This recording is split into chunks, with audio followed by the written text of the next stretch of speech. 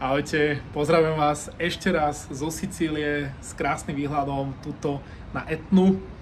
No a zvučná práca versus práca, ktorá plní tvoje ciele. Ktorá z nich je podľa mňa lepšia?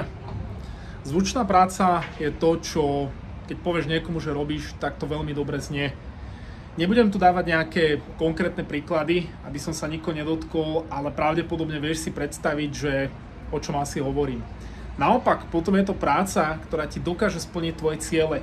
To znamená, že má zaujímavý príjem, že má možnosť pasívneho príjmu, že ti umožní veľa času voľného, veľa času na cestovanie, proste na to, na čo chceš. A to, čo je podľa môjho názoru lepšie si vybrať, tak je radšej práca, ktorá ti dokáže splniť tvoje ciele, lebo samozrejme tam je ten život krajší, lepší, zaujímavejší, zábavnejší a podobne. Takže pamätaj, radšej si vyber prácu, ktorá ti splní tvoje ciele a vôbec to nemusí znieť dobre.